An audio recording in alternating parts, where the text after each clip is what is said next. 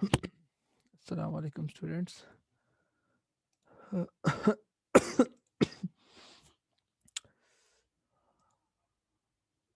वालेकुम सलाम sir.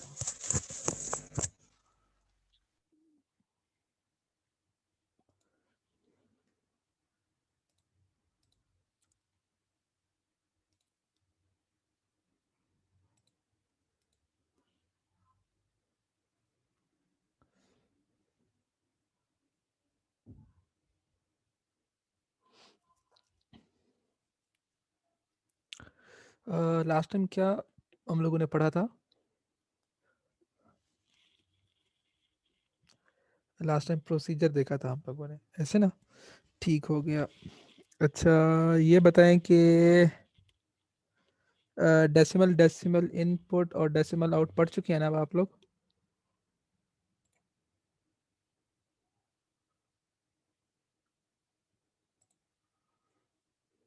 Okay sir, decimal out कल किया था कल कर लिया था। ठीक हो गया। अभी सूर्य उसका की पहले क्लास में। क्लास में किया था, ठीक है। और क्या कहते हैं कि अ,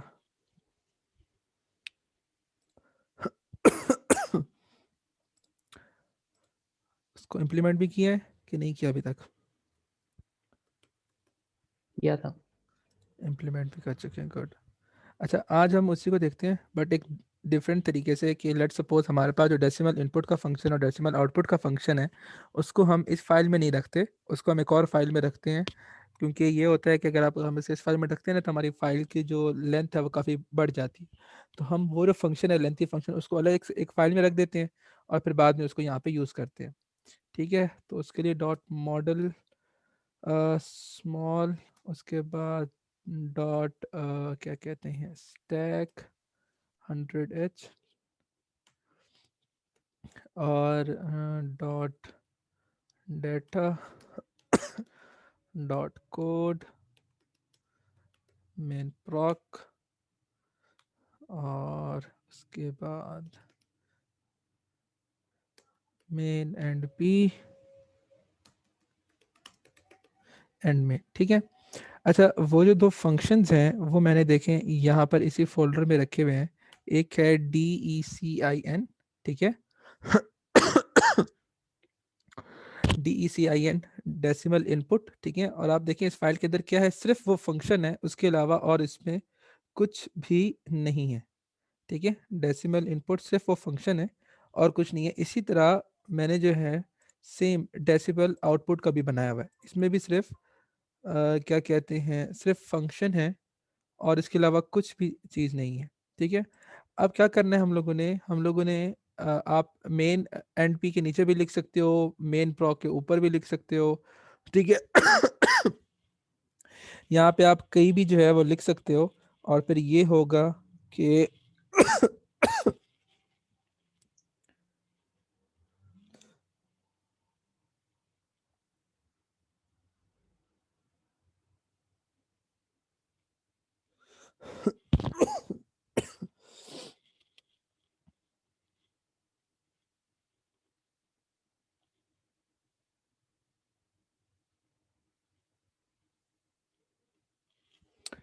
अच्छा, तो यहाँ पर क्या है कि मेन प्रॉक, ठीक है। अब यहाँ पे मैं क्या लिख रहा हूँ, देखिएगा कि इंक्लूड, ठीक है। अब मुझे उसका पाथ का, इस फाइल का पाथ का नेम देना है। तो सिंपल राइट क्लिक करें, प्रॉपर्टीज़ में आए और इसका पाथ क्या है, ये है। तो यहाँ से कॉपी कर लें, कंट्रोल C, इसको मैं कैंसिल कर देता हूँ, कंट्रोल V। आगे जो है फाइल का नेम मेंशन करना है और फाइल का नेम है DECOUT डॉट ASM। ठीक है, ये चीज़ हो गई। अब अब ये जो है मैंने एक इंक्लूड करा है, इसी तरह दूसरा भी इंक्लूड करा लेते हैं।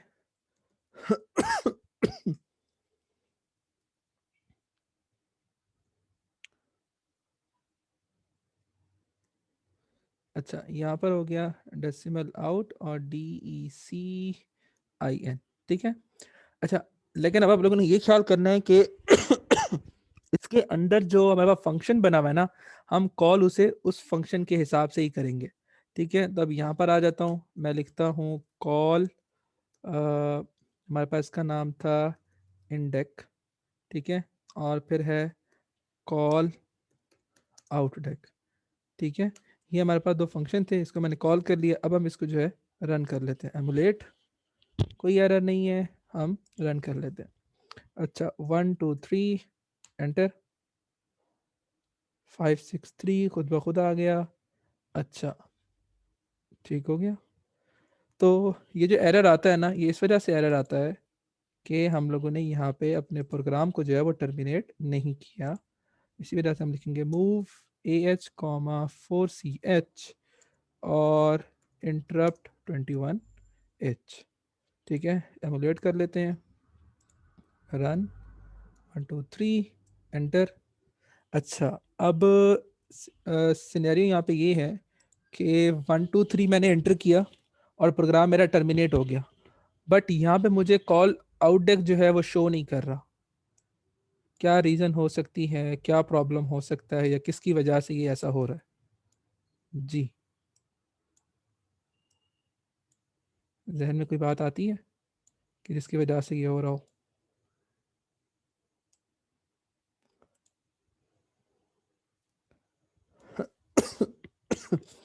सर कोई हिंट दें।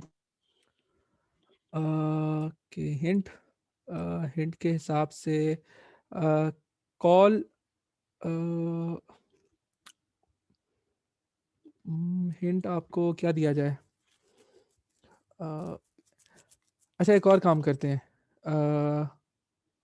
अभी अच्छा एक और काम करते हैं, शायद आपको वैसे पता चल जाए कि इसकी रीज़न क्या है। अगर मैं चाहूँ कि कॉल आउट डेक को मैंने नेक्स्ट लाइन पे प्रिंट करना है, तो मुझे क्या करना पड़ेगा?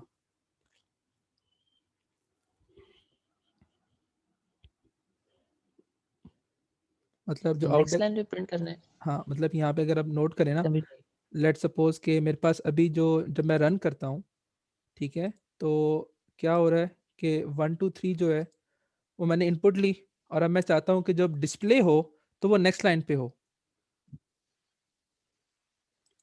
मतलब 1 2 3 जब डिस्प्ले, या हम्म, इससे आप अगर डेसिमल फंक्शन के अंदर हमने नेक्स्ट लाइन पे जाना डिफाइन नहीं किया हुआ तो इन दोनों फंक्शंस के बीच में डिफाइन करेंगे। दोनों फंक्शन के बीच में डिफाइन करेंगे, ठीक है।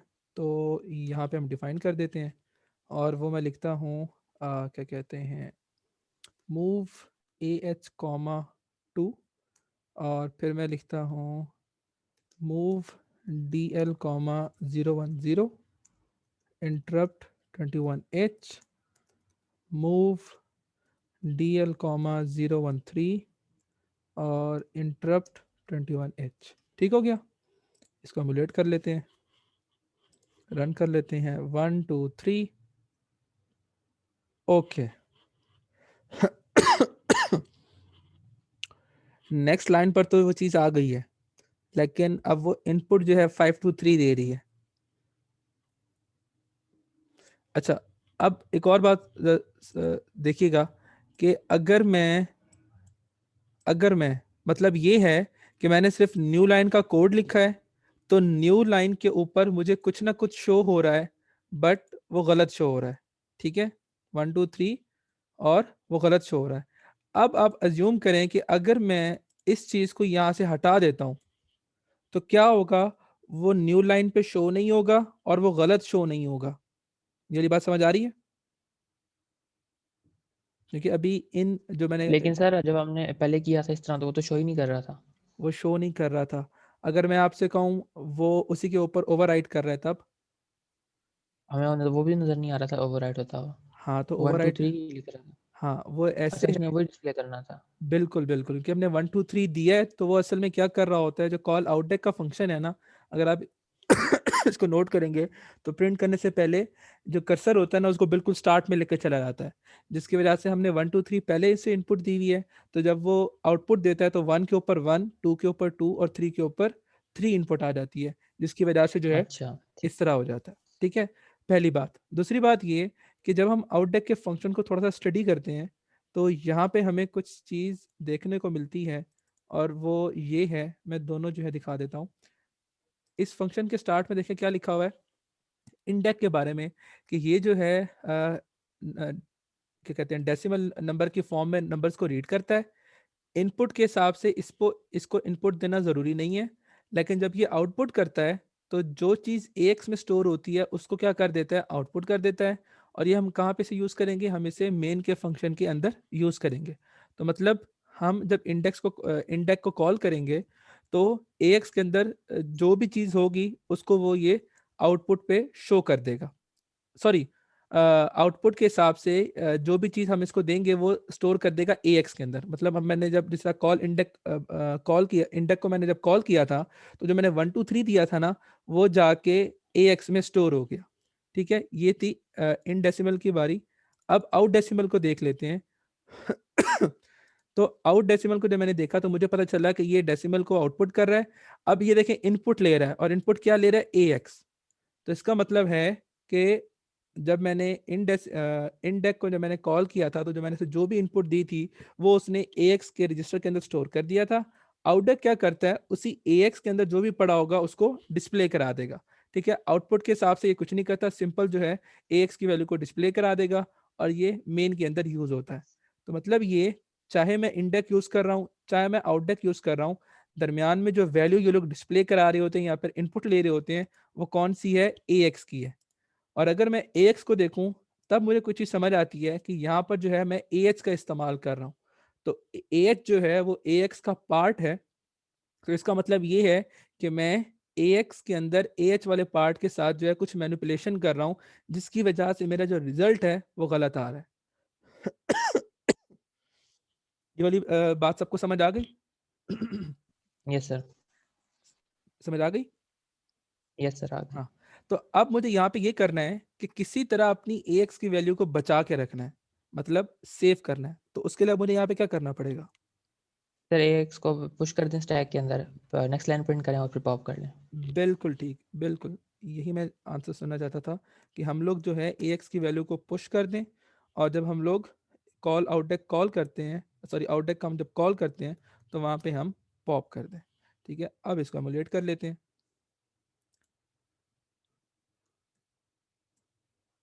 तो देखिए हमारे पास वही की वैल्यू जो है वो यहाँ पे डिस्प्ले हो रही है।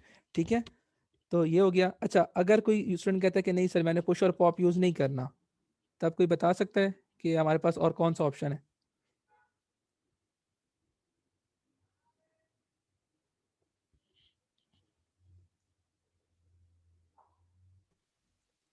सर इसको फिर ऐसा करें ना कि किसी और रजिस्टर में मूव करवा दें। बिल्कुल, यही हमारे पास एक और तरीका यही है कि हम इसकी वैल्यू को किसी और रजिस्टर में मूव करा सकते हैं।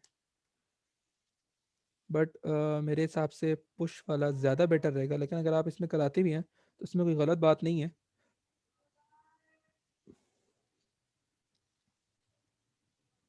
और सर बाइट की जगह वर्ड डिफाइन कर दें, उस तरह भी सही हो सकता है।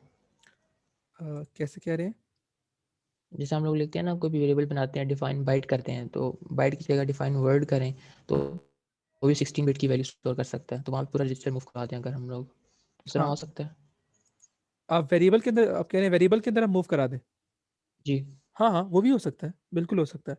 जब आप रजिस्टर में मूव करा दिए फिर आप वेरिएबल में मूव करा, तब भी कोई मसला नहीं है। अच्छा, तो ये तो हमारा ऐसे हो गया कि हम लोगों ने सिंपल एक आउटडेक को यूज़ किया, और उसको यूज़ करके हमने जो है क्या कहते हैं, डेसिमल इन और डेसिमल आउट को यूज़ किया है, और इस हमने फंक्शन की वैल्यू ली है। इधर चला गया।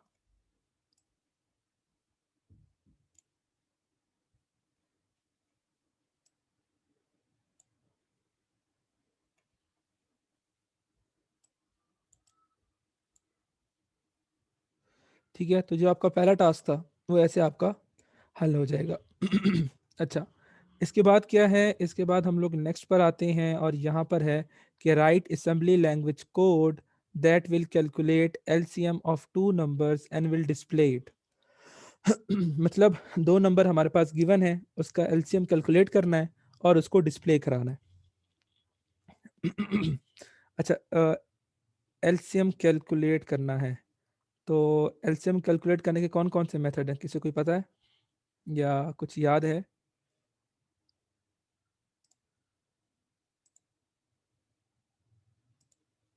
हमारे पास एक मेथड होता है फैक्टर वाला मेथड, जिसको हम एलसीएम बाय फैक्टराइजेशन भी कह सकते हैं। ठीक है, और उसमें क्या होता है कि हम लोग जो है फैक्टर्स बनाते हैं, ठीक है। लेट्स सपोज कि हमारे पास एक नंबर है 30 और एक नंबर है हमारे पास 12, ठीक है। अब अगर मैं 30 देखूं तो 30 के मेरे पास फैक्टर्स क्या बनेंगे, 2 मल्टीप्लाई 3 मल्टीप्लाई 5, ठीक है। तो 3 2 ज़ा 6, 6 5 ज़ा 30, तो ये इसके फैक्टर्स हैं। 12 की तरफ आ जाते हैं, तो 2 मल्टीप्लाई 2 मल्टीप्लाई 3 तो ये मेरे पास जो है 12 के फैक्टर्स हो गए, ठीक है। अब एलसीएम में क्या होता है, सबसे पहले तो हम लोग यहाँ पे पेयर्स बनाते हैं, चाहे एलसीएम हो चाहे एचसीएफ हो। तो ये हमारे पास ये एक पेयर बन गया, इसी तरह हमारे पास ये एक और पेयर बन गया। अब अगर हम बात कर रहे हैं एलसीएम की, तो उसमें ये होता है कि हमारे पास जो पेयर्स बन रहे होते हैं उसको हम एक बार नोट करते हैं। एलसीएम में हम जो पेयर्स होंगे उनको एक बार लिखेंगे, 2 मल्टीप्लाई 3। इसके अलावा जो पेयर्स नहीं है उनको भी हम लोग एज इट इज़ काउंट कर लेंगे, तो वो हमारे पास 2 और 5 है, या 5 और 2 कह सकते हो। अब जब हम इसको कैलकुलेट करेंगे तो हमारे पास क्या बनेगा, 3 2 ज़ा 6 और 5 2 ज़ा 10, 10 इंटू 6 60। तो हमारे पास यहाँ पे एलसीएम क्या बना, 60 बना। अच्छा जी, तो ये तो एलसीएम हो गया। अब अगर हम बात करते हैं एचसीएफ की, तो एचसीएफ का तरीका यही होता है, बस यहाँ पे हमने चूज़ ये करना होता है कि जो सिर्फ पेयर्स बना रहे होते हैं सिर्फ उन्हीं को चूज़ करना होता है। तो वहाँ पे हमारे पास कौन से हैं, 2 मल्टीप्लाई 3, तो यहाँ से हमारे पास आ जाएगा 6, ठीक है। तो हमारे पास यहाँ पे एचसीएफ में 6 आ गया और एलसीएम में हमारे पास 60 आ गया। अच्छा, ये तो हमारे पास फैक्टराइजेशन हो गई, कि हम जिस तरह सर ये एलसीएम उल्टा नहीं मालूम। हो गया? जी, ये उल्टा नहीं हो गया? नहीं नहीं। लीस्ट कॉमन फैक्टर हमारे पास 6 आना चाहिए ना, 6 से दोनों डिवाइड हो रहे हैं, 30 और 12। हम्म यानी 6 जो है वो लीस्ट कॉमन फैक्टर है दोनों के अंदर। ये हाईएस्ट कॉमन फैक्टर होता है, ये सॉरी, ये लीस्ट कॉमन मल्टीपल होता है। और अच्छा, ये मल्टीपल फाइंड कर। हाँ, ये होता है हाईएस्ट कॉमन फैक्टर। इनमें सबसे हाईएस्ट कॉमन कौन सा फैक्टर है, तो एक 2 है और एक 3 है। अगर आपको याद हो, जिस तरह हम लोग एडिशन कर रहे थे तो हम लोग कहते हैं कि एलसीएम मालूम करें। लेट सपोज आपके पास एक 3 होता है और एक आपके पास लेट सपोज 9 होता है। मतलब लेट सपोज आपसे कहा जाए ना कि 1+3 +1/9 करें, बताएं इसका आंसर क्या आएगा। तो आप इसका एलसीएम मालूम करते हो, कैसे करते हैं, 3 1 ज़ा 3 कॉमा 3 और फिर 3 और फिर आप क्या करते हो 1 कॉमा 1, तो इसको आप मल्टीप्लाई करते हो, ये आंसर क्या आता है 9। तो ये 9 आ गया, फिर आप इस तरह ऐड करते हो। तो अगर मैं यहीं पर देखूं तो ये जो आपने निकाला है ये एलसीएम है। अभी मैं इसका एचसीएफ की बात करूंगा तो 3 के फैक्टर्स क्या होंगे, एक 3 होगा और 9 के फैक्टर्स होंगे 3 और 3। तो इसका जो एचसीएफ होगा वो सिंपल 3 होगा और ये जो होता है एलसीएम होता है। तो एलसीएम हमेशा बड़ा होता है एचसीएफ से,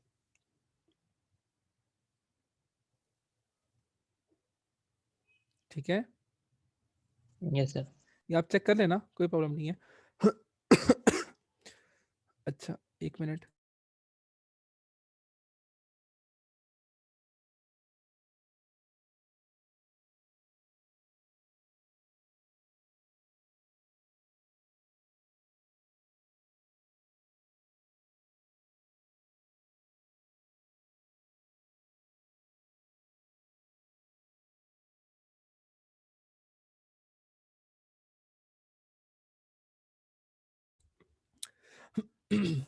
अच्छा। अच्छा, एक हमारे पास मेथड होता है ये वाला एलसीएम और एचसीएफ, क्या कहते हैं, सॉरी, फैक्टर्स वाला मेथड होता है। एक हमारे पास एक और मेथड होता है, क्या कहते हैं, उससे हम ना एचसीएफ मालूम कर सकते हैं, उसको भी देखते हैं। बट उससे पहले मैं आप लोगों को एक और चीज़ बता दूं कि अगर आपके पास दो नंबर ये दिए गए हों और आपसे कहा जाए आप एचसीएफ मालूम करें या एलसीएम, मतलब कोई एक भी चीज़ अगर आपको बताई जाती है, तो हमारे पास एक होता है इक्वेशन, आप नोट करें कि अगर मैं एलसीएम को और एचसीएफ को मल्टीप्लाई करूं, मतलब 6 और 60 को मैं अगर मल्टीप्लाई करूं, तो मेरे पास आंसर क्या आएगा, मेरे पास आंसर आएगा 360, ठीक है। अब एक और चीज़ देखते हैं, यहाँ पर अगर आप नोट करो 30 जो मेरे दो नंबर्स थे 30 और 12, अगर मैं इसे मल्टीप्लाई करूं तब मेरे पास क्या आंसर आता है। तो 30 को मैं ब्रेक डाउन कर सकता हूँ 3 और 10 में। तो अगर आप 3 को 12 से मल्टीप्लाई करोगे तो आपके पास क्या बनेगा 36, और जब 10 मल्टीप्लाई होगा तो 360। तो देखें एचसीएफ और एलसीएम को मल्टीप्लाई किया तब भी मेरे पास आंसर 360 आ रहा है, और जब मैंने उन दो नंबर्स को मल्टीप्लाई किया तब भी मेरे पास आंसर क्या आ रहा है 360 आ रहा है। तो मतलब यहाँ से मैं एक चीज़ नोट कर सकता हूँ कि मेरे पास इक्वेशन बनती है क्या, कि H C F is equal to, sorry H C F multiply L C M is equal to, let suppose मेरे पास जो दो नंबर है वो x कॉमा वाई है, तो वो होगा x मल्टीप्लाई वाई। तो अब यहाँ से मैं एक मेरा एक गेस है, या फिर मैं यहाँ से एक चीज़ नोट कर सकता हूँ कि अगर मुझे दो नंबर दिए गए हों और मुझे कहा जाए कि आप एलसीएम मालूम करो और मैं एलसीएम भी मालूम कर लूँ, फिर मुझे और एचसीएफ मालूम करने के लिए ये काम नहीं करना पड़ेगा, मैं सिंपल इस इक्वेशन के थ्रू भी बड़ी इजीली एचसीएफ मालूम कर सकता हूँ। या फिर इसमें से अगर आपको तीन वैल्यूज़ का पता हो तो चौथी आप इजीली कैलकुलेट कर सकते हैं। ठीक है। तो अभी जो आपको प्रॉब्लम दी गई है लैब टास्क के अंदर, वो क्या है, एलसीएम मालूम करने की है। ठीक है। बट अभी मैं आपको क्या कराऊंगा, मैं आपको जो है एचसीएफ कराऊंगा। ठीक है। तो एचसीएफ आपको सॉल्व करना आ जाएगा। अगर आप कोई और मेथड लगाते हैं एलसीएम को मालूम करने का तो वो भी ठीक है।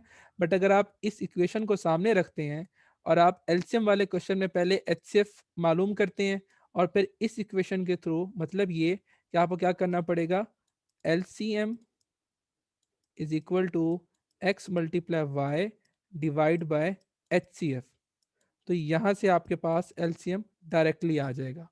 ठीक है। तो आप इस वाले मेथड को भी फिर फॉलो कर सकते हैं और आप जो है अपना एलसीएम मालूम कर सकते हैं। अच्छा, ये तो ये कहानी हो गई। अब जो मैंने, कि अब अगर मैं नोट करूं क्या कहते हैं, जो मैंने भी आपको मेथड बताया है किसका, एलसीएम वाला या एचसीएफ वाला मालूम करने का बाय फैक्टर्स, ये थोड़ा सा मुश्किल हो जाता है अगर हम इसे इम्प्लीमेंट करें असम्बली लैंग्वेज में तो हमारे लिए मज़ीद मुश्किल हो जाएगा कि हम कैसे फैक्टर्स देखें, कहाँ पे सेव करें, कौन कितने वेरिएबल्स बनाएं, कि रजिस्टर को कैसे देखना पड़ेगा। तो ये चीज़ें हमारे लिए थोड़ा सा मुश्किल हो जाएंगी। तो हमारे पास एक और मेथड भी होता है एचसीएफ मालूम करने का, और उस मेथड का नाम है long division method, finding HCF using long division method. तो इसमें क्या होता है कि हम दो नंबर्स को जो है आपस में, मतलब दो नंबर्स और दरमियान में उनका रिमाइंडर भी आ जाता है, तो उनको इस तरह से डिवाइड करते रहते हैं कि जब तक हमारे पास रिमाइंडर जीरो नहीं आ जाता, हम जो है उन दो नंबर्स को डिवाइड करते रहते हैं। और जिस लास्ट नंबर पे मतलब हमारे पास रिमाइंडर जीरो आता है, वो नंबर हमारे पास एचसीएफ होता है। ठीक है। जो एक आइडिया था वो मैंने आपको बता दिया। अब इसको हम लेट सपोज सॉल्व करते हैं इसी 30 के ऊपर और 12 के ऊपर। ठीक है। लेट सपोज मेरे पास एक नंबर था 30 और एक है 12। तो क्या कहते हैं, कोई भी अगर आप नंबर ले लेते हो उसको आप मतलब या तो आप 30 डिवाइड बाय 12 करो या 12 बाय 30 करो, तो इस मेथड में कोई मसला नहीं है। लेकिन ये है कि अगर आप शुरू में बड़ा नंबर जो है उससे डिवाइड कर रहे होगे तो आपकी सिर्फ ये होगा कि एक आइट्रेशन आपकी बढ़ जाएगी। नहीं तो अगर आप पहले से ही बड़े नंबर को अंदर रखोगे और छोटे नंबर को उससे डिवाइड करोगे तो आपकी एक जो आइट्रेशन है वो कम पड़ जाएगी। तो इसी हिसाब को देखते हुए जो मैंने कोड लिखा है उसमें मैंने किया यही है कि आप जो है पहले जो उसमें नंबर दोगे, मतलब उस सेंस के हिसाब से उसमें मैं हमेशा पहले जो है छोटा नंबर लेता हूँ, फिर जो है वो बड़ा नंबर लेता हूँ, और फिर जो पहले वाला नंबर है वो दूसरे वाले को डिवाइड करता है और इसका चलता हुआ आगे चला जाता है। तो अब यहाँ पे मैं वही फॉलो कर रहा हूँ कि जो बड़ा नंबर है उसको हमने डिवाइड करना है छोटे नंबर से। तो यहाँ पे मेरे पास आ जाएगा 12। अब डिवाइड सिंपल जैसा करते हैं, 12 टू ज़ा 24। अब देखें यहाँ पे मेरे पास रिमाइंडर क्या आया 6।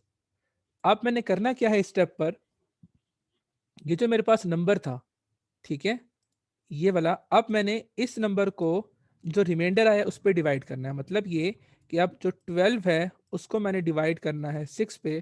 तो 6 टू ज़ा 12 और इसका रिमाइंडर क्या आया 0। तो जिस लास्ट नंबर से मैंने डिवाइड किया और मेरे पास रिमाइंडर 0 आ रहा है, वो मेरा यहाँ पे क्या होगा, एचसीएफ होगा। तो यहाँ पे मेरा एचसीएफ क्या है 6। और वाकई जब हम लोगों ने फैक्टर्स निकाले थे तो वहां से भी हमारा आंसर क्या आया था 6। अब आप दूसरी तरह देखें कि अगर आप कहते हैं कि नहीं, लेट सपोज अगर ये चेंज होता, मतलब ये कि अगर यहाँ पर 30 आपके पास बाहर होता और 12 आपके पास अंदर होता, तो क्या होगा? 30 जीरो सा क्या होता है? 30, 30 जीरो सा जीरो हो गया, तो आपके पास 12 यहाँ पर आ जाएगा। तो आप दोबारा चेंज कर दोगे, 12 रिमाइंडर आ गया, तो 30 इस तरह आ जाएगा। फिर 12 टू ज़ा 24 और आपके पास क्या बच जाएगा? 6। फिर आप 12 को डिवाइड करोगे, तो 6 टू ज़ा 12, रिमाइंडर 0। तो बेसिकली देखिए ये वाला चीज़ वही दोबारा रिपीट हो रही है। तो अगर आप बड़े नंबर को बाहर रखते हो तो आपके पास क्या होता है? सिर्फ एक आइट्रेशन जो है ना वो एक्स्ट्रा बढ़ जाती है as compare to this one. तो बाकी आपका कोड सेम ही रहता है, मतलब आपके पास जो प्रोसेस है वो सेम ही रहता है। तो मेरे पास जो कोड लिखा हुआ है जो मैंने इम्प्लीमेंट किया है उसमें सेम यही चीज़ है कि हम इस मेथड को यूज़ कर रहे हैं और हम क्या कर रहे हैं, हम जो है एचसीएफ मालूम कर रहे हैं। अच्छा, इसमें नोट करने वाली बात क्या है कि इसमें सबसे पहले तो हम 2 नंबर लेंगे यूज़र से। यूज़र से क्या लें या हार्ड कोड क्या लें, मतलब किसी भी तरह हमारे पास 2 नंबर आएँगे रजिस्टर में। तो हमने उन दोनों क्या कर देना है, डिवाइड कर देना है। डिवाइड करने के बाद हमने चेक करना है कि हमारा रिमाइंडर 0 है या नहीं है। अगर 0 नहीं है, तो जिस नंबर से हमने डिवाइड किया है उसको दोबारा उठाकर क्या करना है, जो रिमाइंडर आया था उससे डिवाइड करना है। फिर हम चेक करेंगे कि हमारा रिमाइंडर 0 आया, नहीं आया। अगर रिमाइंडर हमारा 0 नहीं आया, फिर जिस नंबर से हमने डिवाइड किया था, वो नंबर अंदर आ जाएगा और रिमाइंडर से हम दोबारा डिवाइड करना स्टार्ट कर देंगे। और फिर हम चेक करेंगे हमारा रिमाइंडर 0 आया या नहीं आया। अगर 0 आ जाता है, तो हम वहीं पर प्रोग्राम को एंड कर देंगे और जिस नंबर ने उसे 0 लाया होगा, वो नंबर जो है हमारा क्या होगा? एचसीएफ होगा। अच्छा, यहाँ पे किसी को कोई चीज़ समझ ना आई हो या कोई चीज़ क्लियर ना हुई हो?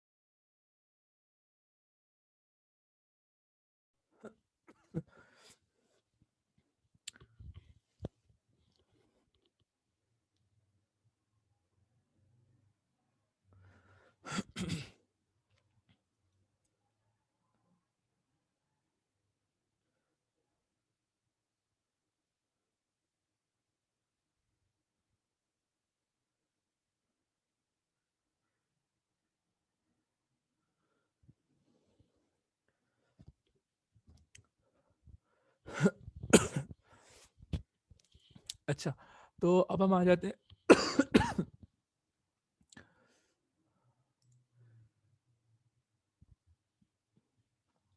अच्छा, अब हम लोग आ जाते हैं अपने उस कोड की तरफ कि जिसमें हम लोग क्या कहते हैं, एचसीएफ और ये एलसीएम मालूम कर रहे हैं। ठीक है। अच्छा, यहाँ पर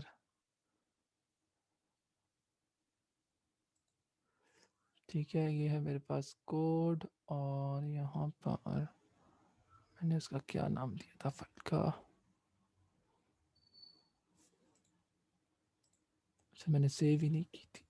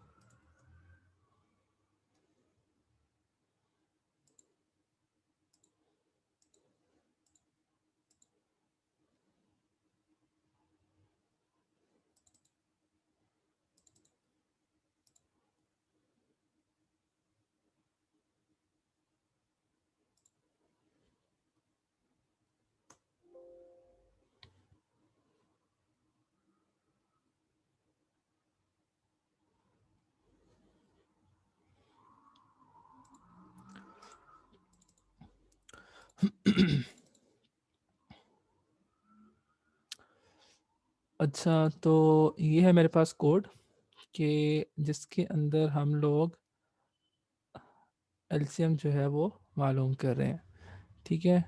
सॉरी, एचसीएफ मालूम कर रहे हैं, HCF, highest common factor.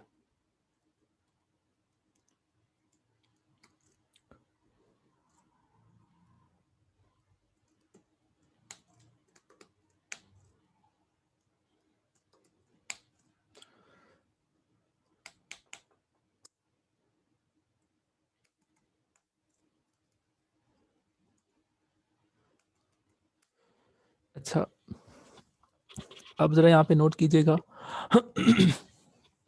3 messages हैं, inter first positive number, inter second positive number और फिर एक और है एचसीएफ, ठीक है?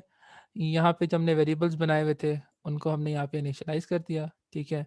उसके बाद आप देखें मैसेज 1 जो था, उसे हमने क्या कर दिया, लोड कर दिया, मतलब डिस्प्ले करा दिया हमने मैसेज 1। और मैसेज 1 क्या है हमारे पास, इंटर फर्स्ट पॉजिटिव नंबर। उसके बाद इंडेक्स को यूज़ किया, मतलब हमने इंडेक्स फंक्शन को कॉल किया और इससे हमारे पास इनपुट आ गई।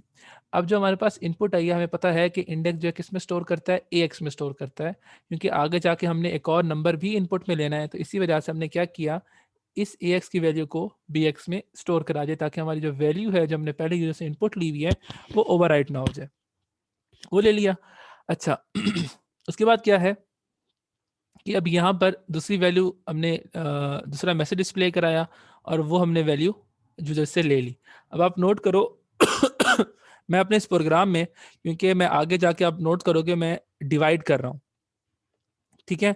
तो छोटी वैल्यू को सबसे पहले डिवाइड करना है, तो इसीलिए अगर आप नोट करोगे कि मैं यहाँ पे डिवाइड कर रहा हूँ bx से, तो मेरे प्रोग्राम में जो आप फर्स्ट इनपुट दोगे वो स्मॉल होनी चाहिए और जो सेकंड इनपुट दोगे वो कैपिटल होनी चाहिए। मैंने वैसे इसको अभी तक ट्राई किया नहीं था उसके ऊपर कि अगर मैं वैल्यू जो है अल्टरनेट पे दूँ तो क्या होता है। लेट्स से अगर मैं पहली वैल्यू 30 देता हूँ और बाद वाली वैल्यू जो है वो 12 देता हूँ, तो मेरे पास तब भी 6 ही दे रहा है, ठीक है?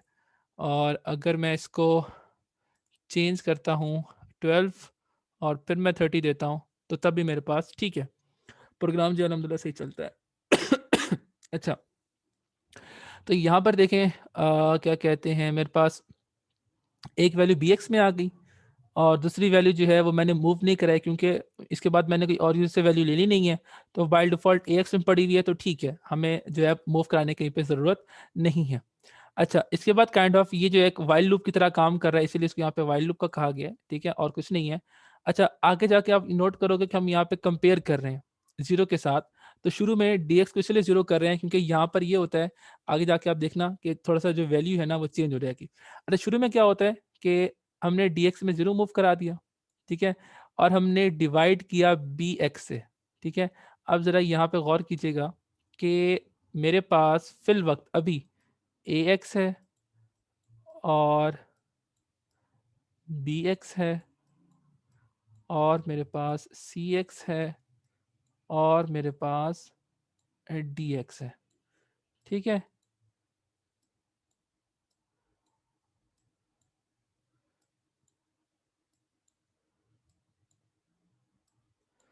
अभी ये हमारे पास जो है वो, मैं यहाँ पे लगा देता हूँ। ये अभी हमारे पास जो फर्स्ट आइट्रेशन चल रही है, ठीक है? तो फर्स्ट आइट्रेशन में हमारे पास आप ये नोट कर लो कि अब डिवाइड करें 30, तो हमारे पास जो है इसमें 12 है, इसमें हमारे पास 30 है और cx में अभी तक कुछ नहीं आया, बट dx में हमारे पास 0 है।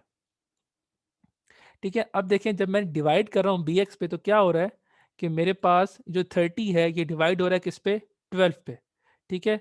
अब आप मुझे ये बताएं, जब ये डिवाइड होगा तो इसका हमारे पास कहीं ना कहीं रिमाइंडर भी तो जा रहा होता है ना डिवीजन के पास, तो वो किस वेरिएबल में जा रहा होता है, कोई बता सकता है? सर रिमाइंडर हाँ, डीएक्स में जाता है। dx में जाता है, ठीक है? अब आप नोट करो, क्योंकि मुझे पता है कि अगर यहाँ पे ये डिवाइड अगर हो जाता है, मतलब रिमाइंडर 0 आ जाता है, फिर ठीक है, लेकिन अगर 0 नहीं आता तो मुझे ये वैल्यू संभाल के रखनी है। क्यों? क्योंकि अगर नहीं आएगा तो जो इसका रिमाइंडर आएगा वो फिर इसको डिवाइड करेगा। तो इसीलिए इसको बचाने के लिए बी एक्स की वैल्यू किस में मूव करा दी, सी एक्स में। तो बी एक्स में जो 12 था वो किस में मूव करा दिया, सी एक्स में। ठीक है, अगर रिमाइंडर 0 नहीं आता, अगर तो आ जाएगा तब तो प्रोग्राम टर्मिनेट हो जाएगा, लेकिन अगर नहीं आएगा तो हमने फिर इस 12 को किस पे डिवाइड करना है, जो रिमाइंडर आया हुआ होगा। तो हमारे पास रिमाइंडर किस में आता है, डीएक्स में आता है। ठीक है, तो अब यहाँ पे जब ये 12 हुआ तो इसके बाद क्या हुआ, हमारे पास वैल्यूज अपडेट हो रही हैं, तो हमारे पास डीएक्स में क्या आ गया, 6 आ गया। ठीक है, और उस वैल्यू को मैंने किसमें मूव करा दिया, बी एक्स में। तो बी एक्स में मेरे पास क्या आ गया, 6 आ गया। ठीक है, फिर सी एक्स की वैल्यू को ए एक्स में मूव करा दिया। सी एक्स में मेरे पास क्या पड़ा हुआ था, 12। यहाँ पे देखें मैंने 12 मूव करा दिया। अब देखो वही पहली वाली कंडीशन दोबारा आ गई कि 30 था, अब वहाँ पे 12 आ गया है। सी एक्स बी एक्स में मेरे पास 12 था, वहाँ पे उसका रिमाइंडर आ गया 6। डी एक्स में 0 था, अब उसकी जगह पे 6 आ गया। ठीक है, अब दोबारा इसको डिवाइड करना है। ठीक है, अभी आप देखो कि अभी बी एक्स में मेरे पास क्या पड़ा हुआ है, 6 पड़ा हुआ है। इसीलिए यहाँ पे कंपेयर किया जा रहा है बी एक्स को कि यहाँ पे क्या कहते हैं 6 है या नहीं है। कंपेयर हम बीएक्स में कर रहे हैं कि अगर बीएक्स में 0 है तो हमारे पास आउटपुट क्या होगा कि हमारा मतलब एचसीएफ आ गया है, और अगर नहीं हुआ इसमें 6, इसमें इसके अलावा कुछ और है, तो इसका मतलब है हमें मजीद आइट्रेशन चलानी है। ठीक है, तो इसीलिए यहाँ पे हमने कंपेयर किया इसके साथ, तो वो 6 था, तो हम दोबारा चले गए ऊपर। अब देखें डीएक्स में वैल्यू मेरे पास क्या पड़ी हुई है, 6 पड़ी हुई है। ठीक है, तो दोबारा इसको जो हमने 0 कर दिया, बस ओवरराइड करने के लिए, और कोई मसला नहीं है। तो इसको हमने क्या किया, अब हमारे पास सेकंड आइट्रेशन चल रही है। ठीक है, तो मैं यहाँ पे मार्कर जो है वो चेंज कर लेता हूँ। अब इस आइट्रेशन पे हमारे पास क्या है, हमारे पास ये चीज़ें पड़ी हुई हैं 12, 6, और इसमें 6 था, बट जैसे ही डीएक्स आया तो डीएक्स ने इसे क्या कर दिया, 0 कर दिया। तो अब ये 0 हो गया। अब हम क्या कर रहे हैं, ए एक्स की वैल्यू को बी एक्स से डिवाइड कर रहे हैं। ए एक्स में क्या पड़ा हुआ है, 12, बी एक्स में 6। जब आप डिवाइड करोगे तो हमारे पास क्या आंसर क्या आएगा, आंसर जो हमारे पास आता है वो ए एक्स में आता है। ठीक है, तो अभी हमें आंसर की परवाह नहीं है, हमें आंसर से नहीं देखना, हमें सिर्फ रिमाइंडर चाहिए और दूसरी चीज़ चाहिए। तो इसका अगर हम डिवाइड करेंगे, रिमाइंडर हमारे पास क्या कहते, सॉरी पहले इसको बी एक्स को मूव कर लेते हैं। तो यहाँ पे जो बी एक्स की वैल्यू थी 6, उसको मूव कर दिया किसमें, सी एक्स में मूव करा दिया। ठीक है, उसके बाद क्या होता है कि हम लोग जो वहाँ पर रिमाइंडर आया था उसको बी एक्स में मूव करा दिया। रिमाइंडर हमारे पास 0 आया था, 0 को हमने बी एक्स में मूव करा दिया, और सी एक्स के अंदर जो वैल्यू पड़ी थी उसको हमने ए एक्स के अंदर मूव करा दिया, और वो क्या आ जाएगा, 6 आ जाएगा। और अब बी एक्स में 0 है, हमने कंपेयर किया 0 को बी एक्स के साथ, वाकई वो ट्रू हो गया। तो ये नॉट इक्वल नहीं था, अब इक्वल हो गया, यहाँ से नीचे आ जाएगा। और हमारा यहाँ पे जो है क्या कहते हैं प्रोग्राम, मतलब हमारे पास यही काम था कि हम लोगों ने चेक करना था कि होता है या नहीं। अब देखें हमारे पास जो रिजल्ट है वो किस में स्टोर हो चुका है। देखिए हमने ए एक्स में इसलिए मूव कराया है क्योंकि हमें पता है जो हमारे पास आउटडेक का फंक्शन है या या इंडेक्स का फंक्शन है, वो एक्स की वैल्यू के ऊपर चल रहा होता है। इसीलिए यहाँ पे इसकी वैल्यू को फौरन से हमने स्टैक के अंदर पुश कर दिया।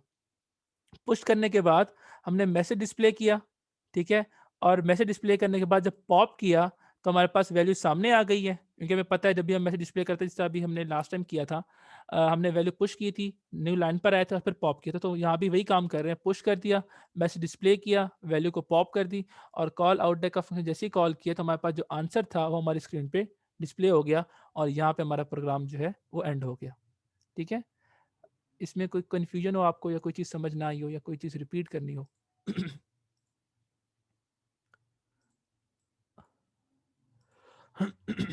अच्छा, क्या कहते हैं, मैं जो है चैट इनेबल कर रहा हूँ ताकि आप लोग ना अपनी अटेंडेंस मार्क कर लो।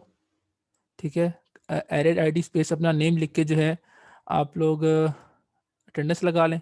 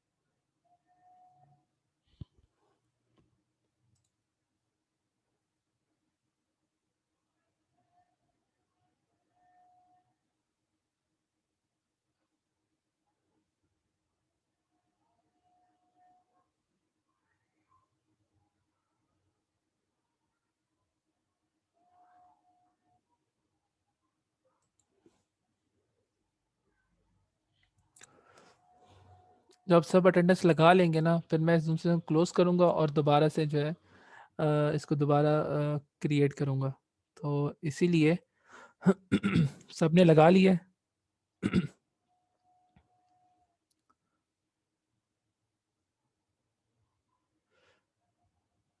अच्छा, अभी जो है 6:20 हो रहे हैं। मैं जिन जिन का नाम ले रहा हूँ उससे आपको आइडिया हो जाएगा कि उनका जो है अटेंडेंस लग गई है। फिर आपने दोबारा ज्वाइन करना है 6:25 पे, ठीक है? तो यहाँ पे मैं नाम ले रहा हूँ, तो काइंडली आप लोग लीव करते जाएं। फिर हम लोग क्लास ज्वाइन करेंगे 2:25 पे। तो मेरे पास हैं ज़ैन अली ज़हूर, मोना शफ़क़त, आकिफ़ इमरान, रऊफ़ अनवर, मोहम्मद जवाद ज़ेब और मोहम्मद मतीन, शाबान ताहिर, ऐमन ख़ान, मुनीब जावेद, एहसन इकबाल, कोमल नकवी, मुक़द्दस हुसैन, हमज़ा मुस्तफ़ा, इकरमा आरिफ और मोहम्मद सुलेमान, ज़ैन अली ज़हूर, महानूर मुज्तबा, तौहीद, जवेरिया ख़ान, फ़ातिमा और अब्दुल्ला बिन आमिर, हम्माद अब्बासी, मोहम्मद अयाज़। जिनके नहीं आए काइंडली जल्दी से अपना नाम लिख के सेंड करें। साथ नाम भी लिखे ना। ये किसने एसएमएस किया? कौन है? फरहाद है? फरहाद साथ नाम भी मेंशन करें ना, एरेड आईडी स्पेस अपना नेम लिखें, कंप्लीट काम करें। हाँ जी। फरहाद जावेद आपका भी नाम आ गया। मैं 24 पे ना मीटिंग क्लोज कर दूंगा, इसलिए जल्दी। फरहाद जावेद ठीक है। अनीसुर रहमान आ गए हैं, आपके पास 2 मिनट हैं, जिनका नाम अभी तक नहीं आया।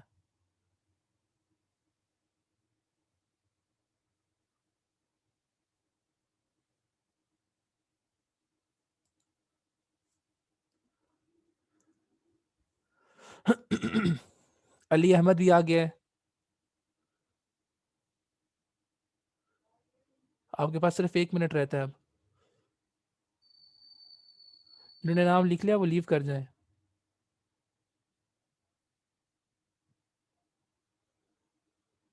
और फिर 25 पे ज्वाइन करनी है।